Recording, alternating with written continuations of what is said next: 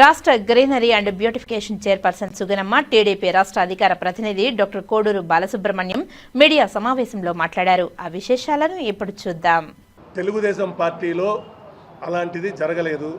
ఏమన్నా ఉంటే కూడా మా అధిష్టానం మేడం గారు అధిష్టానం దృష్టికి తీసుకెళ్తారు. మాకు ఈ వైసీపీ వాళ్ళు ఈ ప్రచారం చేసినారని తెలిసింది. వాళ్ళపైన యాక్షన్ తీసుకోమని చెప్పాము.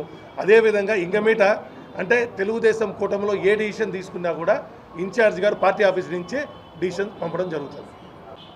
చాలామంది ఆశిస్తారు, లిస్టులో కూడా పేర్లు పోతాయి. అక్కడికి వెళ్ళాక వాళ్ళు అక్కడ ఉండాల్సిన 9 మందే. 9 మందిలో కూడా ఇప్పుడు కూటమి ప్రభుత్వం 5 మాకి 4 జనసేనకి 1 బీజేపీకి ఇవ్వాలి. ఈ కూటమిలో ఈ సర్దుబాటులో కొంతమందికి రాకపోవచ్చు, ఈ సంవత్సరం రాకపోవచ్చు, వచ్చే సంవత్సరం వస్తుంది. దాంట్లో అప్పుడు బాధపడతారు, మళ్ళీ సర్దుకుంటారు, మళ్ళీ పదవి వచ్చినప్పుడు సంతోషిస్తారు, పదవి రానప్పుడు బాధపడతారు. ఇదంతా సహజమే కదా, దాంట్లో ఏముంది. వాళ్ళు ఈవో గారు వాళ్ళు ఇవ్వాలి. డిపార్ట్మెంట్ హ్యాస్ టు ఇన్వైట్ మీ.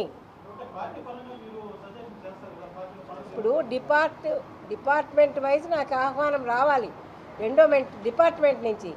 వాళ్ళు ఇవ్వలేదు కాబట్టి మేము అటెండ్ కాలేదు.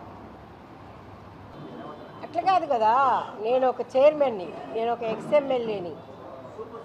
నాకు నాకు అఫిషియల్గా ఇన్విటేషన్ రావాలి. నేను అటెండ్ అవ్వాలంటే నాకు అఫిషియల్గా ఇన్విటేషన్ రావాలి. అడగండి ఎండోమెంట్ డిపార్ట్మెంట్ని, ఇన్వైట్ చేశారా, ఇన్విటేషన్ వచ్చింది. ఇప్పుడు మేము వాళ్ళు ఇద్దరం కూడా లిస్టులు పంపించాం, స్టేట్ పార్టీకి పంపించాం. వాళ్ళ లిస్టు వాళ్ళ స్టేట్ పార్టీకి పంపించారు. అక్కడ ఈ కూటమి కలయికలో ఎన్నుకున్నటువంటి వ్యక్తులకి వాళ్ళు ఎవరైతే సెలెక్ట్ చేశారో ఆ అభ్యర్థులు ఈరోజు మెంబర్స్ అయ్యారు. నెక్స్ట్ టైం ఇంకో కొంతమంది అవుతారు. అదే మీ శాశ్వతము కాదు.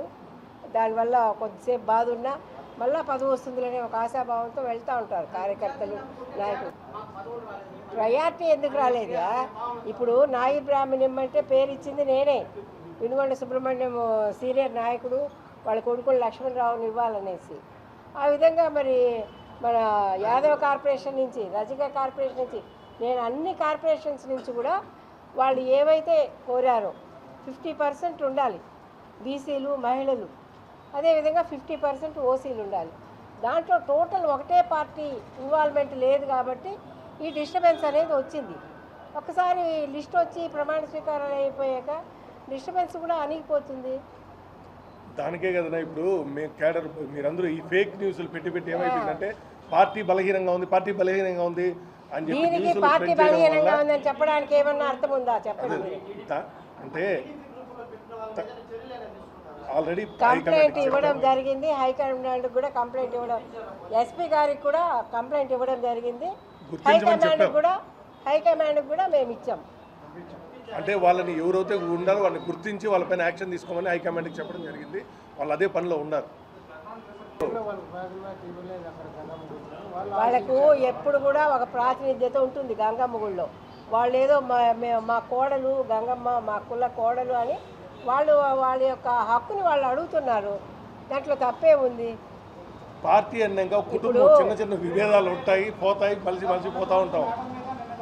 పార్టీలకు అతీతంగా మీకు అదే అండి చెప్పింది. నేను ఏమిటంటే ఒక బలమైన క్యాడర్ ఉండే పార్టీని దిగజార్చాలనే ప్రయత్నము కొంతమంది చేసి ఉంటారు. మేమేమనుకుంటామంటే వైసీపీ నాయకులు ఆ పని చేశారు, దానివల్ల మా ప్రతిష్టని దిగజారిస్తే క్యాడర్ దిగజారుతుందనే ఆలోచనలో వాళ్ళు ఉన్నారు. కానీ క్యాడరు ఎప్పుడైతే క్రైసిస్ వస్తుందో అప్పుడు ఒకటవుతుంది. క్రైసిస్ ఈరోజు తెలుగుదేశం పార్టీ గురించి ఎవరో మాట్లాడుతున్నారు కాబట్టి ఈరోజు ఇంతమంది తెలుగుదేశం పార్టీ కుటుంబం వీడికి వచ్చి మేము కలిసే ఉన్నారా స్వామి, తెలుగుదేశం పార్టీ ఇక్కడ బలమైన పార్టీ, క్యాడర్ బలమైందని చెప్తున్నాం. ఈ రోజున తెలుగుదేశం పార్టీలో మహిళలు చాలా బలంగా ఉన్నారు, దాంట్లో ఎలాంటి సందేహం లేదు. నేను అదే కదా చెప్తున్నాను, అఫిషియల్గా తప్పు జరిగింది. నాకు పార్టీ ఆహ్వానించిన నేను చైర్మన్ కాబట్టి government has to invite me. Department వైఫల్యమే, దాంట్లో ఎలాంటి డౌట్ లేదు.